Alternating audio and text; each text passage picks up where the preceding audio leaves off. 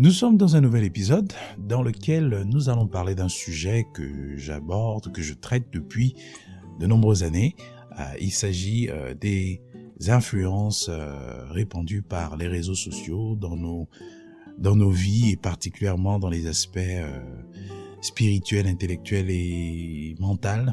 Parce que, effectivement, les réseaux sociaux ont ce fort pouvoir, ce potentiel d'affecter notre système de pensée, de premier abord nos émotions, parce que nos émotions sont tout de suite concernées lorsqu'il s'agit de l'interaction sur les réseaux sociaux. Naturellement, les fonctionnalités qui sont présentées sur les interfaces de ces réseaux sociaux sont de nature à stimuler certaines émotions, avoir certaines pensées et donc par conséquent nous pousser à certaines actions. Parce que effectivement, nos actions sont déterminées par nos décisions et nos décisions sont déterminées par nos émotions. Et les émotions, elles, sont déterminées par les informations auxquelles on s'expose. Et les réseaux sociaux ont aujourd'hui cette culture qui veut qu'il y ait plus d'engagement lorsque les informations diffusées sont liées naturellement au sexe, au sang, au sport, à tout ce qui est émotion forte. C'est la raison pour laquelle aujourd'hui, beaucoup de personnes se mettent à faire des vidéos de type très sexy en ce qui concerne les femmes parce qu'elles savent que ça va marcher. Et les hommes, peut-être des vidéos avec de l'humour ou peut-être de la grossièreté ou en tout cas quelque chose qui peut choquer. D'accord? Et c'est connu et de tous, on voit ça sur les réseaux sociaux. Et malheureusement, cette culture-là, qui est imposée finalement aussi par des éditeurs de ces plateformes-là, parce que ce sont des algorithmes qui se nourrissent de ce contenu, de ce type de contenu. Donc pour avoir du succès, pour qu'une vidéo ou pour qu'un post devienne viral, il faudrait qu'il soit conforme aux exigences des algorithmes mis en place par les éditeurs de ces plateformes-là. Donc ce qui fait que c'est une nouvelle culture à laquelle dont on assiste en tout cas à l'installation, qui impose finalement de nouvelles normes. Et malheureusement, on voit que cela vient bafouer les valeurs morales de dignité, d'honnêteté, de justice, de bienséance. Et finalement, on commence à accepter l'inacceptable, tolérer l'intolérable. Et donc, tout ça vient nous nous déstabiliser parce que on ne sait plus à quel sens se vouer, on ne sait plus quel contenu regarder, on ne sait même plus en fait finalement jusqu'où on doit aller, quelles sont les limites, parce qu'aujourd'hui il n'y a plus de limites. Et d'un point de vue émotionnel, les gens deviennent de plus en plus fragiles parce que les contenus viennent comme anesthésier le bon sens en nous, viennent comme créer toute forme d'indifférence face à ce qui se fait.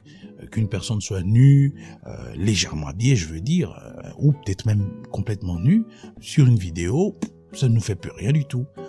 Aussi bien les hommes que les femmes, les jeunes que les adultes, qu'il y ait une vidéo où il y a du sang, il y a des personnes qui sont violemment agressées, etc.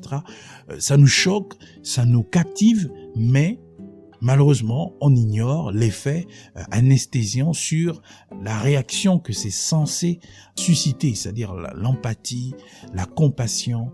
Nous n'avons plus ça. Nous restons juste parce que c'est choquant. Et tout ça, c'est censé nous interpeller. D'ailleurs, au passage, j'ai écrit un livre là-dessus qui s'intitule « À cette allure, lorsque le créateur devient la créature ». C'est d'ailleurs une trilogie.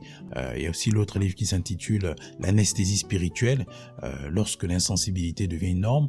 Et enfin, en inbox, lorsque l'utilisateur est utilisé. Donc, ces 3 livres pour interpeller, pour nous ramener en tout cas sur la bonne conduite que nous devons avoir dans l'usage des réseaux sociaux.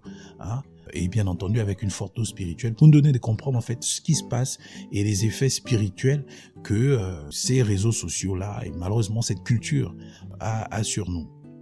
Pour revenir sur l'essentiel de ce que je suis en train de dire dans cet épisode, c'est que les réseaux sociaux nous amènent aujourd'hui à une nouvelle culture, à une nouvelle façon d'agir et malheureusement, ce n'est pas conforme à ce que Dieu veut pour nous. Malheureusement, ça nous éloigne du bonheur que nous sommes censés cultiver chaque jour que Dieu fait. Parce qu'aujourd'hui, nous devenons vulnérables et très fragiles. Nous devenons facilement jaloux. Nous devenons facilement narcissiques. Donc finalement, le narcissisme des uns, par la mise en avant, la mise en valeur de leur réussite, de leur succès, de leur beauté, va susciter la jalousie, les complexes chez les autres, qui eux vont devenir davantage vulnérables. Et malheureusement, les personnes narcissiques, qui elles se nourrissent des commentaires, de l'approbation des autres, elles aussi deviennent finalement fragiles parce qu'en fait, elles finissent par développer une sorte de dépendance vis-à-vis de ces retours-là. Elles deviennent finalement esclaves de ces algorithmes-là qui leur attribuent une certaine identité, d'ailleurs on parle d'identité numérique, une certaine image d'elles. Et les autres, de l'autre côté, elles aussi parfois développent une sorte de dépendance parce que finalement, on voit en elles leur idole, veulent lui ressembler, etc. Donc bref, on est vraiment dans un système où l'influenceur influence, mais lui aussi il est influencé finalement, où il est dépendant d'un système qui le dépossède finalement de sa réelle identité. Vous voyez ? En fait, c'est un cercle vraiment vicieux.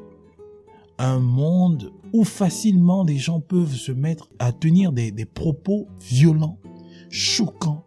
Pourquoi ? Parce que nos émotions sont tellement mises en avant et notre capacité de relativiser, d'analyser, de traiter des informations de façon objective et surtout de façon rationnelle est en train de nous échapper.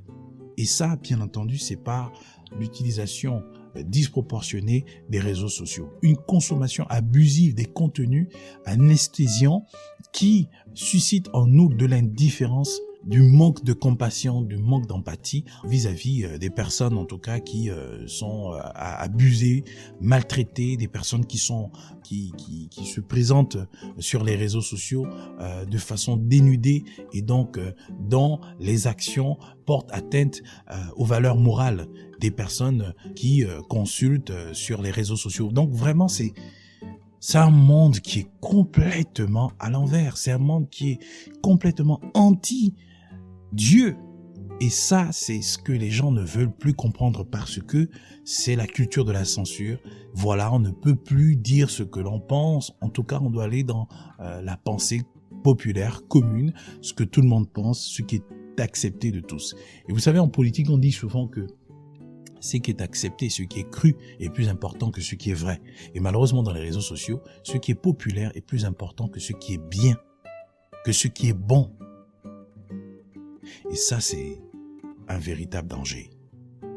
J'en parle toujours avec beaucoup de fermeté, de rigueur et je sais pas comment m'exprimer, mais c'est quelque chose qui m'interpelle et je pense que ça devrait interpeller davantage des gens, davantage des chrétiens qui sont censés sonner la cloche pour dire attention. Donc nous sommes un peu comme là des personnes qui viennent éveiller, d'accord, les gens, parce que malheureusement nous sommes ensommeillés, aveuglés par cette culture qui veut que finalement nous puissions aborder la vie sous une direction qui ne nous est pas salutaire et c'est vraiment dommage. Donc c'est à nous vraiment de prendre des dispositions nécessaires pour rectifier le tir afin d'avoir des usages sains qui nous sont en tout cas salutaires pour ne pas fléchir face à cette tendance qui est tout à fait contre les valeurs de Dieu, contre les valeurs morales. Et ça, vraiment, bref, à chaque fois que j'en parle, je suis vraiment remonté. Mais bon, si vous voulez en savoir plus, vraiment n'hésitez pas d'aller écouter le podcast, à cette allure podcast, et l'ensemble des ouvrages que j'ai abordés dans cet épisode-là. Mais ce qu'on doit vraiment retenir, c'est que nous ne sommes pas amenés, nous ne sommes pas censés subir les réseaux sociaux. Bien au contraire, les réseaux sociaux sont censés être des plateformes d'expression publiques où nous devons diffuser des informations idéalement destinées à informer, instruire et voilà, dans une certaine mesure à divertir, mais vraiment sans perdre de vue les valeurs que sont la décence, la morale, la bienséance, la pudeur, Voilà, autant de choses vraiment que nous retrouvons, en tout cas des valeurs universelles et bibliques que nous sommes censés en tout cas incarner et chérir et cultiver au quotidien. Voilà un peu de façon générale ce qu'on pouvait retenir de cet épisode. Voilà, c'est utile pour apprendre à aborder la vie autrement.